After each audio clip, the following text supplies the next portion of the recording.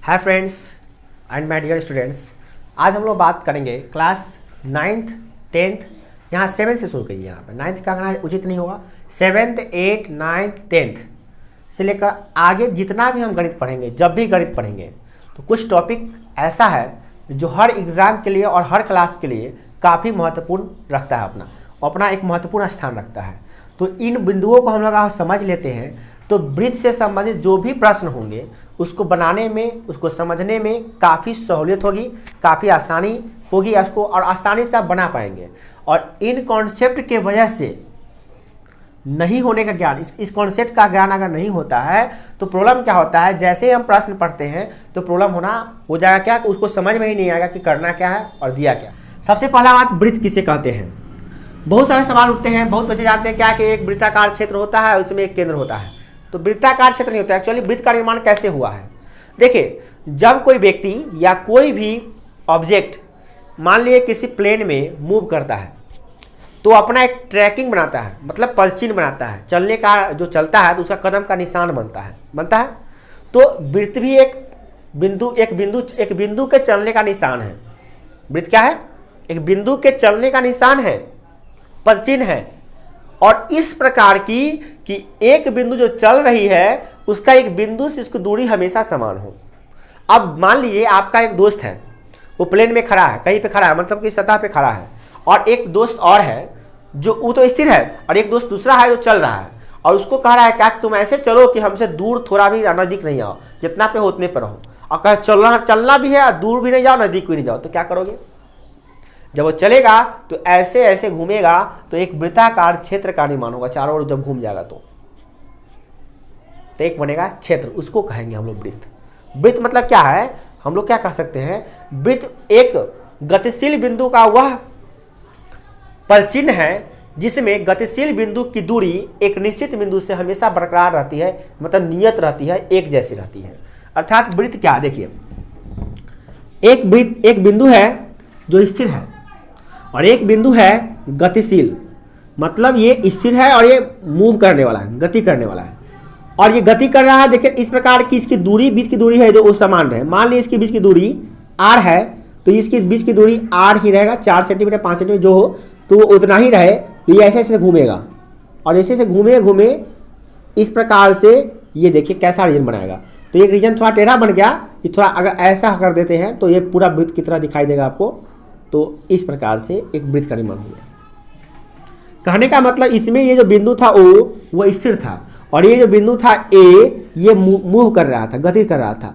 अब प्रत्येक जगह पे देखिए इसका अपना गति कर रहा है, और इस प्रकार से गति करते हुए एक रीजन बनाया, एक क्षेत्र बनाया, और इस क्षेत्र को हम लोग क्या कहेंगे, सर्कल, वृत्त। मतलब आप वृत्त की परिभाषा लिखिएगा तो क्या लिखिएगा, वृत्त किसी गतिशील बिंदु का वह पलचिन्ह है जिसमें उसकी दूरी एक निश्चित बिंदु से बरकरार रहती है। ऐसे भी कह सकते हैं या ऐसे भी कह सकते हैं। वैसे द्विविमीय आकृति जिसमें एक बिंदु की दूरी, एक बिंदु से बहुत सारे बिंदुओं के समुच्चय की दूरी समान होती है तो उसे हम वृत्त कहते हैं, ऐसे भी बोल सकते हैं। अब हम लोग बात करते हैं वृत्त से संबंधित कुछ क्षेत्र के बारे में। देखिए, जब इसे वृत्त नहीं था तो यहाँ पे क्या था, देखिए एक जगह था, प्लेन था, ये देखिए प्लेन है, यहाँ पे वृत्त नहीं है, तो ये यही यहाँ पे इस तल में हम एक वृत्त का निर्माण कर देते हैं। तो ये तीन पार्ट्स में डिवाइड हो गया।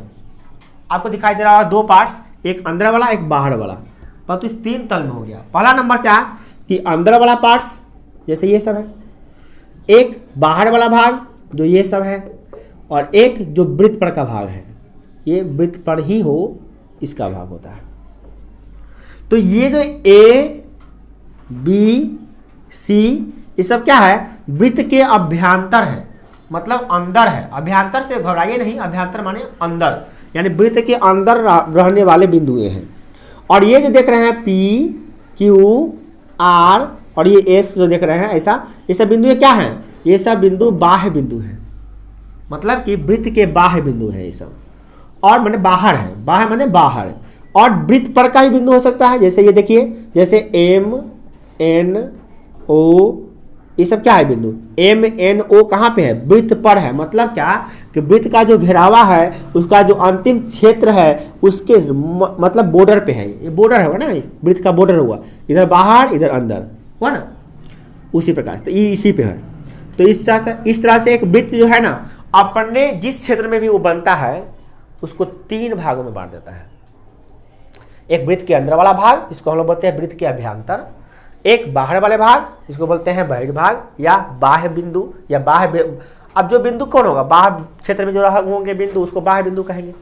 और एक कौन सा, तो वृत्त पर जो वृत्त के डायरेक्ट उसके चारों ओर का जो घेरा है जिसे हम लोग परिधि कहते हैं उसके ऊपर होता है। ठीक है, तो आपको इस समझ में आ गया होगा वृत्त से संबंधित क्षेत्र। अब हम लोग बात करते हैं वृत्तीय क्षेत्र का। तो वृत्तीय क्षेत्र क्या किसे कहेंगे, जैसे मान लीजिए एक गांव है किसी का, तो ये गांव का क्षेत्र कौन होगा, ये तो नहीं होगा, इसका तो ये नियरेस्ट प्लेस है, मतलब कि आसपास का क्षेत्र है, ये क्षेत्र थोड़ी ना होगा। वृत्त का क्षेत्र कौन होगा, वृत्तीय क्षेत्र सिर्फ इतना ही होगा, ये वृत्तीय क्षेत्र है। मतलब क्या कि वृत्त पर का क्षेत्र और वृत्त के अंदर का क्षेत्र यही वृत्तीय क्षेत्र के अंतर्गत आएगा, ये सब वृत्तीय क्षेत्र के अंतर्गत नहीं आएगा। ठीक है, तो आपको ये भी समझ में आया वृत्त किसे कहते हैं, वृत्त से संबंधित क्षेत्र कौन कौन होते हैं, 3 प्रकार के, वो भी समझ में आ गया। और वृत्तीय क्षेत्र किसे कहते हैं वो भी क्लियर हो चुका है, माने वृत्त पर का और वृत्त से अंदर वाला क्षेत्र को वृत्तीय क्षेत्र कहते हैं। अब हम लोग बात करते हैं चौथे नंबर पॉइंट की। चौथा नंबर पॉइंट है जीवा यानी कॉर्ड। ये क्या होता है, देखिए एक वृत्त में परिधि से परिधि को मिला देते हैं, जैसे ए और बी क्या है, 2 बिंदु है, तो परिधि से परिधि तो समझ में आपको, परिधि का कॉन्सेप्ट भी नहीं है, वृत्त के चारों ओर का जो घेरा है ना वो परिधि हो गया, तो ये इसको इससे मिला दिए, तो इसको इससे मिलाएं तो एक रेखाखंड बना इसमें, तो इसी रेखाखंड को कहेंगे हम लोग जीवा। यानी किसी भी वृत्त में उसके परिधि से परिधि को मिलाने वाली रेखाखंड को जीवा कहते हैं। अब सवाल उठता है कि एक वृत्त में कितनी जीवाएं हो सकती है, देखिए तो एक वृत्त में अनगिनत जीवाएं आप खींच सकते हैं, बस परिधि से परिधि को मिलाते रहिए और अनगिनत जीवाएं खींच सकते हैं। पहला पॉइंट, तो ऑब्जेक्टिव वो बन गया, एक वृत्त में कितनी जीवाएं होती है तो अनगिनत। दूसरा नंबर पॉइंट, वृत्त में किसी वृत्त में सबसे बड़ी जीवा कौन होगी, तो एक वृत्त में देखिए जीवा, देखिए सबसे बड़ा कौन है, तो ये वाला है, ये PQ जो है सबसे बड़ा जीवा है जो केंद्र से होकर गुजरेगा। और इस जीवा को हम लोग स्पेशल नाम देंगे, उसका नाम देंगे क्या, तो उसका देंगे व्यास। ठीक है, तो ऐसा ही प्रश्न पूछता है कि किसी वृत्त में सबसे बड़ी जीवा कौन होती है, तो वृत्त का व्यास, मतलब उसका स्पेशल नाम ही दे देते हैं हम लोग, व्यास। चलो ठीक, तो जाए करेगा नहीं। अब इसके बाद हम लोग देखते हैं क्या कि व्यास, ये व्यास क्या होता है, व्यास का भी परिभाषा क्लियर हो चुका है। वैसी जीवा जो केंद्र से होकर गुजरे उसे क्या कहते हैं, व्यास कहते हैं, डायमीटर। इसको डी से डिनोट करते हैं, हमेशा बड़ा डी लिखते हैं चाहे छोटा डी लिखते हैं। अब देखिए व्यास जो होता है, अब दिमाग में ये नहीं रखिएगा कि व्यास एक है तो एक ही होगा, नहीं, ऐसा नहीं, आप इधर से भी खींच सकते हैं और इस तरह का व्यास आप अनगिनत खींच सकते हैं, क्योंकि 2 बिंदुओं के बीच में, ये 2 बिंदुओं के बीच में कितना बिंदु होता है, तो अनगिनत, तो अनगिनत बिंदु है तो अनगिनत रेखाएं खींच सकते हैं जो व्यास केंद्र से गुजरेगा। तो ऐसे बहुत सारे व्यास हो सकते हैं। इसका कहने का मतलब ये हो गया कि एक वृत्त में अनगिनत व्यास हो सकती है। अब एक बात और याद रखिए, व्यास ही सबसे बड़ी उसमें एक रेखा है। वृत्त के अंदर में आप कोई भी रेखा खींचिएगा, कैसे भी खींचिए, अगर वृत्त में है तो वह व्यास की सबसे लंबी रेखा होगी। अब एक बात और याद रखिए कि व्यास का जब आप आधा कर दीजिएगा तो हो जाएगा त्रिज्या। अर्थात व्यास को, जैसे हम यहाँ देखिए ये व्यास था ना, इस व्यास को आधा कर दिए यहाँ पे, तो आधा बच गया तो OP हो गया, तो OP को हम लोग कहेंगे त्रिज्या। ठीक है, अगला पॉइंट हम लोग का त्रिज्या ही है। तो इसका परिभाषा आप ऐसे बना सकते हैं कि व्यास के आधे दूरी को त्रिज्या कहते हैं, चाहे आप ऐसे बना सकते हैं कि वह रेखाखंड जो केंद्र से परिधि को मिलती है उसे हम लोग त्रिज्या कहते हैं। चाहे आप इसको ऐसे भी कह सकते हैं कि वह वृत्त में खींची जाने वाली वैसी रेखाखंड जो केंद्र से परिधि के बीच होती है, केंद्र से परिधि को मिलती है, उसे त्रिज्या कहते हैं। कहने का उसका मीनिंग अलग हो सकता है, लैंग्वेज अलग हो सकता है, सेंस वही है, कहाँ से, केंद्र से लेकर परिधि, केंद्र से परिधि को मिलाने वाली रेखाखंड को त्रिज्या कहते हैं। देखिए ऐसे ही बन सकता है, सीधी बात। परंतु हाँ ध्यान है, सरल रेखा को अब कोई कह देगा, सिर्फ इतना कह देगा कि बताइए कि केंद्र है और ये परिधि है, इसके बीच इस मिला देते त्रिज्या हो गया, त्रिज्या ये नहीं हुआ, क्योंकि ये कर्व रेखा है, मतलब कि ये पूरा सरल रेखा नहीं है, तो हम लोग इसको कहेंगे क्या, सरल रेखाखंड। ऐसा रेखाखंड का मतलब होता है सरल, तो आप रेखाखंड भी कह सकते हैं, परंतु सेंस समझिए। कभी कभी कोई आदमी ऐसा भी ब्लेम कर देता है कि नहीं ऐसा नहीं हो सकता, परंतु उसको समझाने के लिए आप समझा सकते हैं भाई सरल रेखा लेते हैं, इसमें टूटी रेखा या कोई भी हम लोग कर्व रेखा नहीं ले सकते हैं। अब त्रिज्या भी समझ में आ गया। अब आते हैं हम लोग परिधि पे। परिधि सिंपल है कॉन्सेप्ट। परिधि का कॉन्सेप्ट क्या है कि किसी भी वृत्त में जो चारों ओर का घेरा है यही कहलाएगा उसका परिधि। मतलब यूं कहें कि जो गतिशील बिंदु गति किया है ना, तो जो क्षेत्र बना, जो चिन्ह बना है,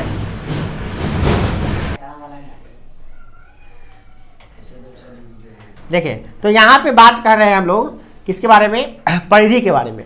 तो परिधि का कॉन्सेप्ट क्लियर है कि परिधि क्या है, वृत्त के चारों ओर का घेरा होता है। अगर आपको कोई दूसरे तरीका से बोलने के लिए कहे तो क्या कहिएगा कि किसी भी वृत्त में जो गतिशील बिंदु है वो जो चलता है उसका जो पदचिन्ह बनता है ना, उसी पदचिन्ह को हम लोग कहते हैं परिधि।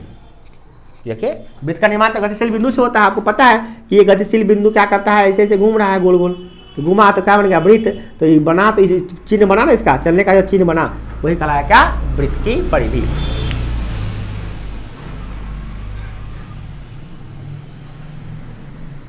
हो गया। चलिए आप कैसे समझना है, परिधि का चाप। कोई बात नहीं, इतना सब में होता है, इसके लिए हमको दूसरा लोक में जाना पड़ेगा जहाँ शांति हो। कृषि कार्य है, गांव में तक खेती बाड़ी होवे करेगा ना जी, उसी से ना खाएंगे हम लोग, क्या इसे थोड़ी ना खाएंगे अली। देखिए अब हम लोग बात करते हैं चाप के बारे में, है ना। चाप को समझिए बढ़िया से, ये बहुत क्लियर करता है, बहुत लिखा बोला था। चलो है तो हमको कट करना पड़ेगा। चाप क्या है, आर्क। अक्सर आप सुनते होइएगा कि घर में लोग क्या करते हैं, दरवाजे पे खिड़की पे कहता है आर्च बना दीजिए, वो आर्च। लोग मिस्त्री लोग क्या कहते हैं, आर्च, आर्क नहीं कहेंगे, वो आर्च कहते हैं, आर्च बना देते हैं, वो अच्छा लगेगा। ठीक है, या आर्च क्या है, मतलब कि ऐसा घुमावदार क्षेत्र जो ऐसा घुमा हुआ रहेगा तो सुंदर लगता है थोड़ा सा, ऐसे में सिंपल हो जाता है गेट, है ना। तो गेट का क्या करता है, थोड़ा सा गेट को ऐसे नहीं करके वो गेट को क्या करता है, डिजाइन थोड़ा सा तो ऐसे कर दीजिए थोड़ा सा। उसी में आप कोई डिजाइन अपना नया नया डिजाइन बनाता है, कोई कहता है ऐसे कर दीजिए मंदिर की तरह, है ना, ऐसे कर लेता है कोई डिजाइन। तो ये सब अपना डिजाइन है। तो वहाँ आर्क का निर्माण करने के लिए कहता है वहाँ पे। तो ये आर्क जो है ना काफ़ी इंपॉर्टेंट है, ये काफ़ी भविष्य में ऐसा वर्ड है कि बहुत यूज होने वाला है, ये बहुत यूज होता है। क्यों, क्योंकि इसका उपयोग हम लोग ज़्यादातर इंजीनियरिंग में करते हैं। जब हम मैकेनिकल इंजीनियर बनते हैं तो वहाँ पे आर्क का उपयोग बहुत किया जाता है। तो आप देखिए आर्क होता क्या है, एक्चुअली आर्क होता है ना वृत्त की परिधि का एक हिस्सा होता है, परिधि का एक हिस्सा होता है। देखिए ये जो परिधि का हिस्सा है ए से लेकर बी तक, तो याद रखिए ए बी को नहीं कहिएगा चाप। अगर ए बी को चाप कहना है तो इसको डोनेट करते हैं ऐसे, ए बी लिख दीजिए और ऊपर ऐसे दे दीजिए, चाप हो गया, चाप ए बी समझ जाएगा इससे। और इसको अगर आप चाहते हैं तो आप बताने के लिए तो आप एक बिंदु दिखा के दे सकते हैं, ए सी बी कह सकते हैं इसको समझने के लिए। मतलब चाप है क्या, तो चाप किसी भी वृत्त का परिधि का एक हिस्सा है जो उसको परिधि को दो भागों में बांट देती है। देखिए अब जो छोटा वाला है लघु चाप, जो बड़ा चाप हो गया दीर्घ चाप कहलाएगा। ठीक है, अब हम लोग बात करते हैं अर्धवृत्त की। अर्धवृत्त क्या है, तो जब किसी वृत्त में एक व्यास हम खींचते हैं, एक व्यास, मात्र एक व्यास, दो नहीं, तो यह वृत्त जो है ना पूर्णतः दो भागों में बट जाता है। पूर्णतः दो, मतलब पूर्णतः कहने का मतलब क्या हुआ, मतलब पूरा रूप से बराबर बराबर, ये दोनों, इसका पार्ट ये पार्ट दो बराबर भाग भरता है। तो ये जो भाग, एक भाग को हम लोग कहेंगे क्या, कि ये जो है ना अर्धवृत्त है। अब दिमाग यहाँ पे लगाना है कि अर्धवृत्त जब बनता है तो इसका जो परिधि है वो पूर्ण वृत्त से थोड़ा ही मोड़ा कम होता है। कारण कि पहले अर्धवृत्त रहता है ना पूरा वृत्त, तो ऐसा होता है परिधि होता है, तो परिधि ऐसा हो गया। तो परिधि का फॉर्मूला नहीं लिखे हैं, देख लीजिए 2πr होता है, और त्रिज्या को तो हम लोग आर कहते हैं। यहाँ पे ये आर क्या है, त्रिज्या है। और पाई के बारे में आप एक वीडियो डाल देंगे, देख लीजिएगा पाई का क्या होता है हिस्ट्री। और नहीं तो एक काम कीजिए, डीआर सर का वीडियो है, डीआर सर का वीडियो देख लीजिएगा, उसमें आपको समझ में आ जाएगा कि क्या है पाई। वो बहुत अच्छा बताया है, यूट्यूबर है वो भी, तो बहुत अच्छा बताया है। तो यहाँ पे पाई के बारे में देखिए क्या होता है, ये 2πr जो है ये परिधि है। अब इसका जो करते हैं ना परिधि, तो अब क्या करता है कि यहाँ पे बच्चों कंफ्यूजन क्या होता है कि πr है तो आधा का है तो आधा कर दो, तो 2πr हो गया भाई। तो 2πr है तो 2 हटा दो, πr हो गया। ये मिस्टेक क्या कर लेते हैं कि इसको ऐड नहीं करते हैं अक्सर, इसीलिए अर्धवृत्त की परिधि में बच्चा को कंफ्यूजन होता है। अर्धवृत्त की परिधि कितना हो गया, तो ये पाई आर हो गया, ये भी आर है, इधरो आर है, तो कितना हो गया पाई आर प्लस आर कितना हो गया, देखिए पाई आर प्लस 2r, क्योंकि आर हो गया 2r हो गया, तो इसमें से हम r कॉमन लेते क्या होगा पाई प्लस 2, तो फॉर्मूला बन गया ऐसा। क्षेत्रफल में हो जाएगा आधा, वृत्त का क्षेत्रफल कितना होता है पाई आर स्क्वायर होता है, तो वृत्त का क्षेत्रफल आधा कर देंगे तो क्या होगा पाई स्क्वायर बटे 2 हो जाएगा।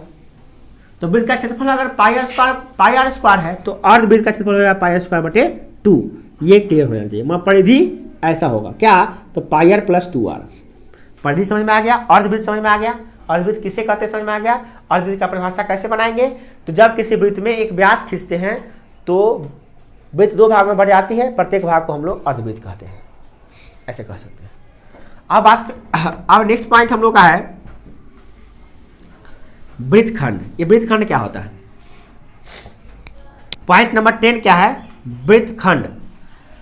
देखिए किसी भी वृत्त में अगर हम एक जीवा खींचते हैं तो जीवा जैसे ही खींचते हैं तो यह 2 भागों में बढ़ जाता है व्यास की तरह ही, क्योंकि व्यास में तो जीवा ही होता है, तो 2 भाग में बढ़ता है। यहाँ पे एक छोटा हो सकता है एक बड़ा हो सकता है, तो ये जो भाग बना इसके बीच का क्षेत्र देखिए, ये जो बीच का क्षेत्र बना इसको हम कहेंगे वृत्तखंड, वृत्त का खंड ये हो गया। अब ध्यान रखिए इसमें एक बात कंडीशन है, आपको ऐसा वृत्त का खंड है तो वृत्त का ये वृत्त ले लिए और वृत्त का खंड निकाल लिए, ये वृत्त का खंड हो गया, वृत्त खंड हो गया। ये तो वृत्त का भाग है ना, है आपका वृत्त का भाग होता है तो वृत्त का भाग तो ये भी है, सर ये भी ऐसे काट लेते हैं, ये तो वृत्त का भाग है, बिल्कुल सही, आपका कहना बिल्कुल सही है, ये भी वृत्त का भाग है, वृत्त खंड नहीं हुआ। क्यों, क्योंकि इसका परिभाषा समझिए क्या होता है। देखिए जीवा और संगत चाप, संगत समझिए, संगत मतलब क्या, देखिए संगत वर्ड आ रहा है जो साथे हो, तो ये जो जीवा है इसका साथे वाला जो चाप है ये दोनों मिलके जो क्षेत्र बनाया है इसको कहेंगे वृत्तखंड।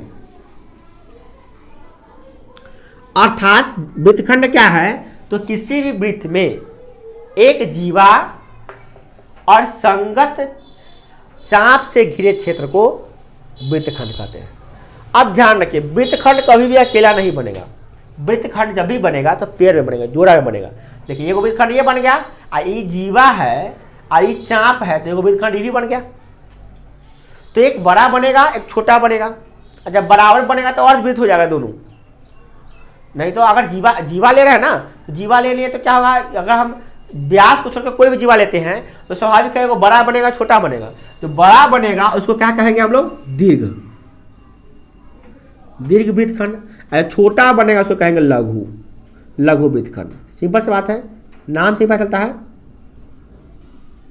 दीर्घ वृत्तखंड और लघु वृत्तखंड। वृत्तखंड 2 पार्ट में बट गया, एक लघु वृत्तखंड और एक दीर्घ वृत्तखंड।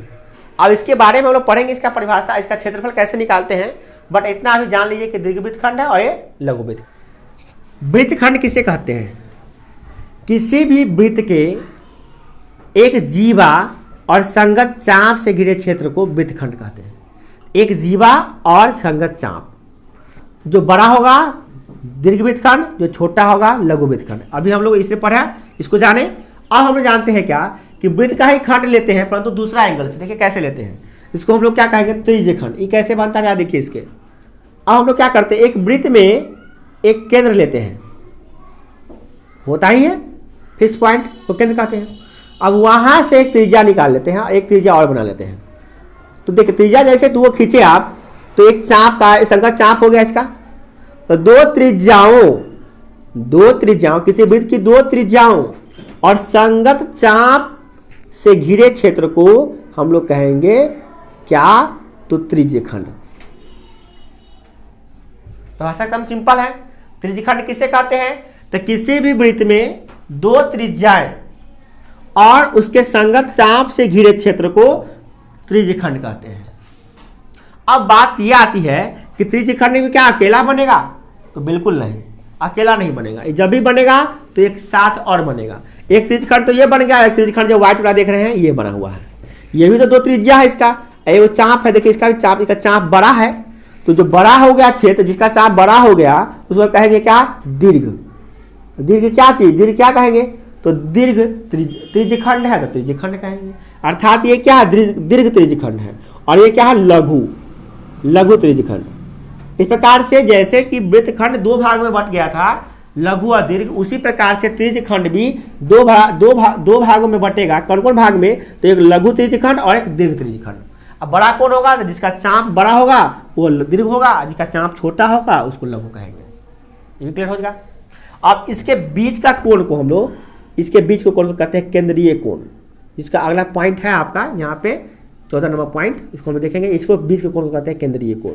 मतलब कि दो त्रिज्याएं जब वृत्त में खींचते हैं तो उसके बीच में जो कोण बनता है उसको कहते हैं केंद्रीय कोण, जिसको हम लोग थीटा से डिनोट करते हैं, एंगल को रिप्रेजेंट करते हैं थीटा। ये हो गया आपका केंद्रीय कोण।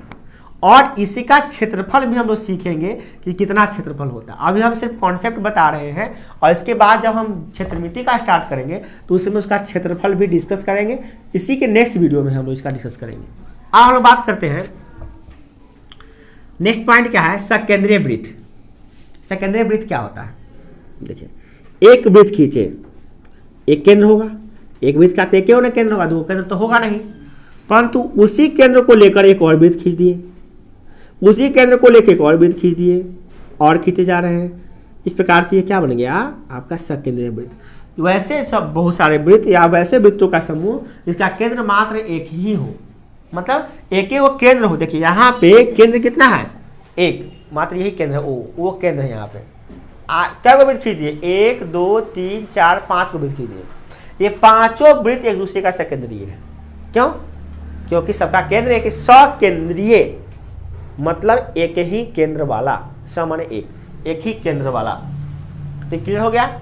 मतलब कि वैसे वृत्तों का समुच्चय या वैसे वृत्त जिनका केंद्र एक ही हो उसे कहते हैं सकेंद्रीय वृत्त।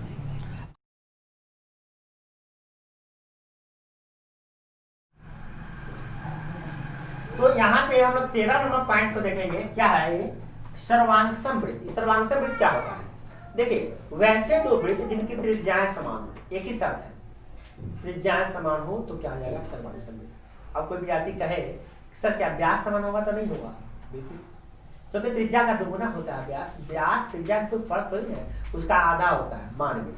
तो क्या कहेंगे हम लोग, वैसे दो वृत्त जिसकी त्रिज्याएं समान हो उसे हम लोग क्या कहते हैं, सर्वांगसम वृत्त। व्यास भी बोल सकते हैं, परिधि भी बोल सकते हैं, क्षेत्रफल भी बोल सकते हैं, क्योंकि त्रिज्या को ही, त्रिज्या से भी होता है व्यास, व्यास से ही, और त्रिज्या से निकलता है क्षेत्रफल, त्रिज्या से निकलता है परिधि।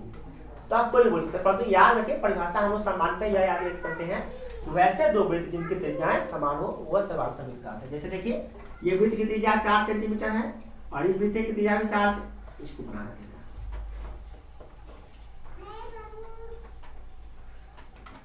एक वृत्त की त्रिज्या यहाँ पे 4 सेंटीमीटर है और एक और वृत्त है जिसकी त्रिज्या 4 सेंटीमीटर है, तो हम कहेंगे क्या कि ये सर्वांगसम वृत्त है, मतलब एक दूसरे को पूर्णतः ढक लेती है ये, ठीक है। अब हम लोग बात करते हैं इसमें परिवृत्त में। परिवृत्त किसे कहते हैं, देखिए तो वैसा वृत्त जो किसी बहुभुज के सभी शीर्षों से होकर गुजरे, कोई भी बहुभुज हो, जैसे मान लिए एक हम लेते हैं षट्भुज लेते हैं, समषट्भुज लेते हैं और इसके चारों ओर से एक वृत्त गुजार देते हैं, चारों शीर्ष से गुजरा, तो थोड़ा सा पता लग रहा है ना। तो आप ऐसे बना सकते हैं, जब भी ऐसा चित्र बनाना पड़ेगा तो पहले आप वृत्त को ही बना लीजिए, वृत्त को बना लीजिएगा ऐसे और इसमें 6 भुजा बना लीजिएगा, 1 2 3 4।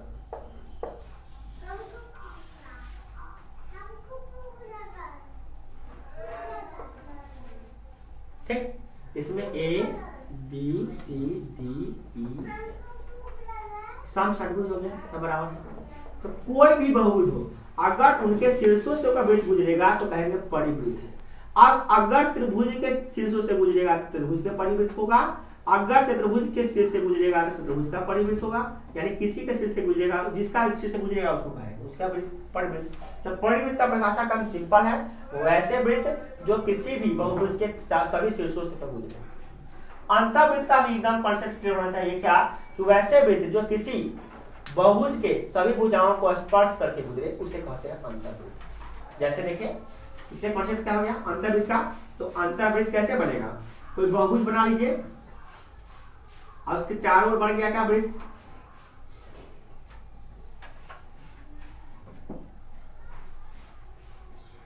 अब यहां पर आप देखिए हमको दिखाई दे रहा है इसमें 1 2 3 4 5 भुजाएं हैं, यानी पंचभुज काय, समपंचभुज नहीं, पंचभुज काय क्या है, परिवृत्त अंतर्वृत्त है। त्रिभुज का भी हो सकता है, त्रिभुज बना लिए, इसके अंदर वृत्त है कोई तो क्या है, अंतर्वृत्त हो गया। मगर हाँ एक बार कंडीशन यही होता है कि सभी भुजाओं को स्पर्श करती हो, काटती नहीं हो, सिर्फ स्पर्श करती हो।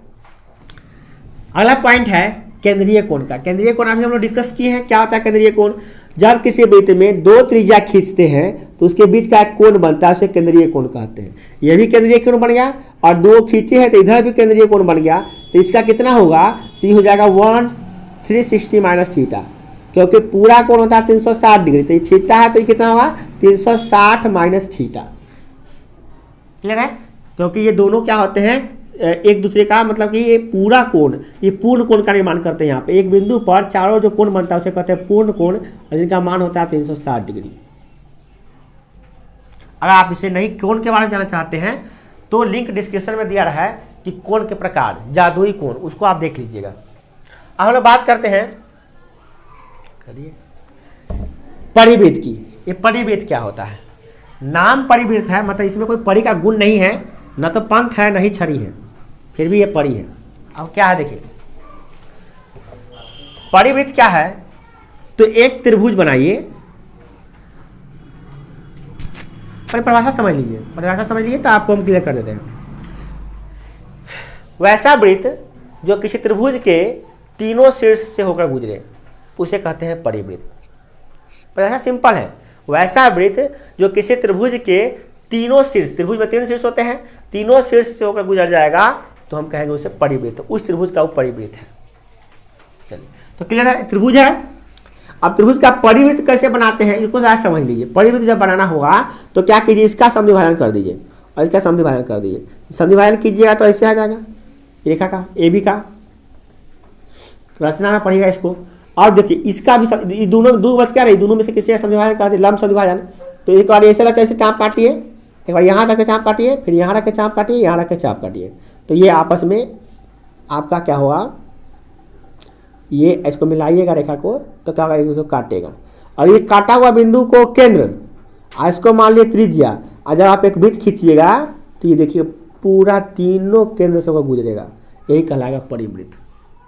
कॉन्सेप्ट क्लियर है, आपको समझना एकदम क्लियर है। परिभाषा के अनुसार पे बनाइएगा तो क्या होगा, एक त्रिभुज है और ऐसा वृत्त है जो इसके तीनों केंद्र से गुजर जाता हो, जैसे ABC है और इसके तीनों केंद्र से गुजरता हो, उसे क्या कहते हैं, परिवृत्त। तीनों भुज यहाँ शीर्ष से, सॉरी केंद्र से नहीं, वैसा वृत्त जो त्रिभुज के तीनों शीर्ष से गुजरता हो परिवृत्त कहलाता है। अब है अंतःवृत्त, 16 नंबर पॉइंट।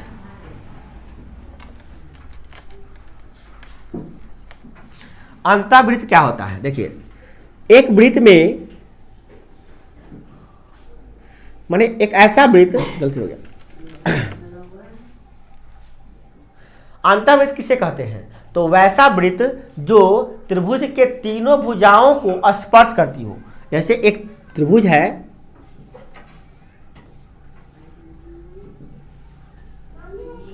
तीनों भुजाओं को स्पर्श करती हो, जैसे यहां पे देखिए एक वृत्त बना है और ये तीनों भुजाओं को स्पर्श करती हो। देखिए स्पर्श किसे कहते हैं यहाँ पे हम लोग समझेंगे।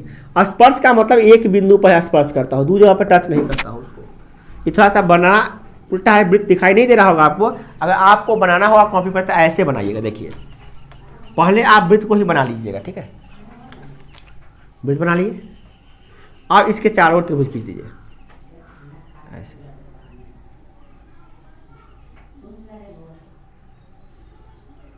तो ये आपका पूरा परिवृत्त जैसा बन जाएगा। देखिए अंतःवृत्त, और ये परिवृत्त नहीं है। देखिए उसमें था, उसके शीर्ष से गुजर रहा था, वो परिवृत्त था, बाहर था। और अंतः है, परि माने जो होता है ना बाहरी होता है, बाहरी, परि माने बाहर, अंतः का विपरीत होता है परि। तो परिवृत्त था तो बाहर था, और ये अंतःवृत्त है। इसमें क्या होता है, सब भुजाओं को स्पर्श करते हुए गुजरती है। और इसका रचना भी करते हैं कैसे, आप देख लीजिए। इसका रचना थोड़ा सा जटिल होता है। देखिए त्रिभुज बना दीजिए ABC, और इसका लंब समझान कीजिए, नहीं केंद्र का, इस सॉरी कोण का समझान कीजिए। तो कोण का समझान कीजिए तो ऐसे होगा, ऐसे होगा, काटिएगा इसको, दो भाग में बांटिएगा। इसको ऐसे से काट के दो भाग में बांट दीजिएगा। जहाँ काटेगा वहाँ से इस पर लंब डालिए, लंब कैसे डालिएगा, ऐसे ऐसे लंब डाला जाता है, और यहाँ से फिर काटिए ऐसे ऐसे, और तब इसको ऐसे से मिला दीजिए, लंब हो जाता है इस पर। और लंब जब हो जाता है तो इसको केंद्र और इसको त्रिज्या मान लीजिए वो एक को, और तब यहाँ पे ऐसे रख, ऐसे केंद्र रख के ऐसे खींचिएगा तो आपका बन जाएगा एक वृत्त, ये बन जाएगा अंतःवृत्त। इसको रचना में हम लोग डिस्कस करेंगे, तो अभी यहाँ समझ लीजिए कि अंतःवृत्त किसे कहते हैं। तो त्रिभुज के वैसा वृत्त जो किसी त्रिभुज के तीनों भुजाओं को स्पर्श करती हो। ठीक है। अब अगला पॉइंट है हम लोग का चक्रीय चतुर्भुज। बहुत इंपॉर्टेंट पॉइंट है, ये भी बहुत बार आ चुका है क्वेश्चन में। 10th के कई ऐसे क्वेश्चन हैं जो इसमें बनाए जाते हैं। इसमें क्या है, वैसा चतुर्भुज जो किसी वृत्त के परिधि पर हो, अर्थात एक वृत्त लेते हैं, उस 4 बिंदु लेते हैं, इस वृत्त पे 4 बिंदु लेते हैं। जैसे ले लिए A, B, C और D ले लिए, और A से B को मिला दिए, B से C को मिला दिए, C को D से मिला दिए और D को A से मिला दिए। तो 4 रेखाखंडों से घिरी आकृतियों को चतुर्भुज कहते हैं। और इस चतुर्भुज का चारों शीर्ष किस पर है, तो वृत्त पर है, वृत्त में नहीं है, वृत्त से बाहर नहीं है, वृत्त पर है। तो हम क्या कहेंगे, ये चक्रीय चतुर्भुज है। क्लियर हो गया। अब अगला पॉइंट है इसमें छेद, इसका परिभाषा क्या बनाइएगा, तो सिंपल से लिखिए कैसे, वैसा चतुर्भुज जिसके चारों शीर्ष बिंदु वृत्त के परिधि पर हो उसे चक्रीय चतुर्भुज कहते हैं। क्लियर है। अगला पॉइंट है इसका छेदक रेखा। छेदक रेखा किसे कहते हैं, देखिए इसके लिए भी एक वृत्त ड्रॉ करते हैं हम लोग, वृत्त बनाते हैं। एक वृत्त में से गुजरने वाली वैसी रेखा जो उसको ऐसे काटते सीधे, मतलब किन्हीं 2 बिंदुओं पर काटती हो, वैसी रेखा जो वृत्त को किन्हीं 2 बिंदुओं पर काटती हो उसे कहते हैं छेदक रेखा। जो काटती है, छेद करती, मतलब काटती है, इसको जो छेदक रेखा कहते हैं। ठीक है। ये कॉन्सेप्ट भी आपको पढ़ना है, 10th में जानना है छेदक रेखा किसे कहते हैं, क्योंकि ये छेदक रेखा से ही कॉन्सेप्ट आता है क्या चीज का, तो स्पर्श रेखा का। देखिए स्पर्श रेखा में क्या फर्क होता है, देखिए ये सब छेदक रेखा है, ए भी छेदक रेखा है, पी क्यू भी छेदक रेखा है, और ये जो एम एन खींचे हैं यह भी छेदक रेखा है। परंतु एक रेखा ऐसा खींचे जो सिर्फ एक बिंदु पर स्पर्श किया है, यह छेदक रेखा नहीं है, सिर्फ एक बिंदु पर स्पर्श किया है, तो इसको हम कहेंगे क्या, स्पर्श रेखा। मतलब स्पर्श रेखा और छेदक रेखा में क्या अंतर है, तो छेदक रेखा वह रेखा है जो वृत्त को 2 बिंदुओं पर काटती हो, देखो 1 2, यहाँ भी 2। परंतु स्पर्श रेखा क्या है, किसी वृत्त को सिर्फ एक बिंदु पर स्पर्श करती है। देखिए एक बिंदु पर स्पर्श किया, टच करके गुजर गया। स्पर्श करने का मतलब क्या होता है, टच करना। जैसे अगर ये आउटर स्पेस है, इसको ऐसे टच कर देता है तो ये हो गया स्पेस, इसको क्या करते हैं हम लोग, स्पर्श करना, तो इसको कहेगा स्पर्श रेखा। परंतु जब इसको काटती हो ऐसे, कोई ऐसा सर्किल है इसको काट दिया तो क्या हो गया, ये छेदक रेखा है। इस प्रकार से अब हम लोग बात करते हैं सर्वांगसम चाप की। सर्वांगसम चाप किसे कहते हैं, एक वृत्त है तो चाप सर्वांगसम का होगा जब उसकी लंबाई बराबर होगा। जैसे ए बी हो गया, और इस केंद्र पर कितना कोण, डिग्री कोण बनाया, केंद्रीय कोण बनाया माने 30 डिग्री। और एक और चाप है जो केंद्र बना था 30 डिग्री कोण, तो हम कहेंगे क्या, ये चाप है पी क्यू जो चाप है ए बी, पी क्यू जो चाप है ये ए बी के क्या है, सर्वांगसम है। चाप ए बी सर्वांगसम है चाप पी क्यू के, माने बराबर है। यानी इसका लंबाई अगर जितना होगा 10 होगा तो इसका भी लंबाई 10 से होगा। हाँ, पर तो ध्यान रहे एक ही वृत्त पर, अलग अलग वृत्त में नहीं। मतलब एक वृत्त के वैसे दो चाप जो समान केंद्रीय कोण बनाती हो उसे कहते हैं सर्वांगसम। अगर मान लीजिए, देखिए आपको कोई दिग्भ्रमित करने के लिए, आपको कोई बेवकूफ बनाने के लिए ऐसा भी कह सकता है। देखिए एक वृत्त ले लिए,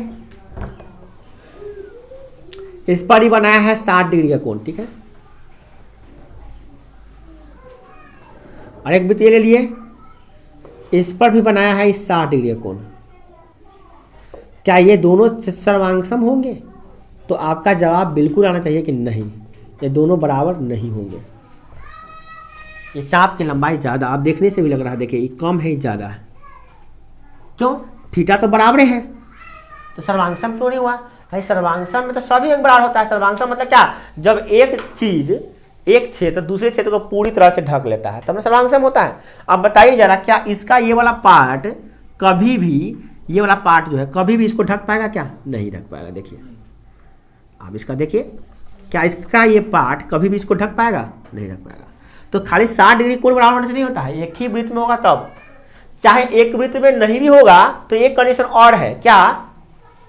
सर्वांग वृत्त होगा, यानी कि त्रिज्याएं समान होगी। तो जैसे कि अगर मान लिए कि यही वृत्त अगर ऐसा होता, देखिए इसका त्रिज्या 5 सेंटीमीटर, इसका त्रिज्या 5 सेंटीमीटर, ठीक है। इसमें भी कोण 30 डिग्री, इसमें भी कोण 30 डिग्री, तब हम कहेंगे ये चाप है, यहाँ पर बना है चाप, ये इस चाप के बराबर होगा। एक ही वृत्त में भी हो सकता है, अलग अलग वृत्त में भी हो सकता है, परंतु ध्यान रहे कि वृत्त की त्रिज्याएं समान हो, यानी कि सर्वांगसम वृत्त हो। आप जानते हैं कि दो वृत्त सर्वांगसम कब होते हैं? जब उनकी त्रिज्याएं समान होती है। तो इस बातों को ध्यान रख के अब सभी पॉइंट बिंदुओं को समझ सकते हैं, 20 बिंदुओं को। और ये 20 बिंदुएं आपके जीवन में इतना इंपॉर्टेंट महत्व रखता है कि जब आप गणित बनाने बैठेंगे तभी इंपॉर्टेंट है। ऐसे जीवन में मैंने कहने का मतलब, जीवन में जब आप इसको बैठेंगे मैथ लेकर और वृत्त का समस्या आएगा तो ये कहीं ना कहीं इस 20 में से एक न एक पॉइंट उसमें रहेगा। ये मेरा दावा है। एक क्या, मैं गारंटी लेता हूं कि प्रत्येक वृत्त के क्वेश्चन में ऐसा कोई वृत्त का क्वेश्चन नहीं बनाया 10वां में जिसमें इससे कम से कम 3 पॉइंट उसमें नहीं हो। प्रत्येक प्रश्न में, ये मेरा अनुभव है। मैंने जितने सवाल को बनाया, चाहे वो 7th का हो, 8 का हो, 9th का हो, 10th का हो, 12 का भी हो, उसमें कम से कम 3 या 4 बिंदु उसमें रहता ही है, इसमें से 20 पॉइंट में से। और उन बिंदुओं का कॉन्सेप्ट नहीं रहने के कारण ही क्वेश्चन नहीं बना पाते हैं। तो आज के लिए इतना ही। Thank you for watching. जय हिंद, जय भारत।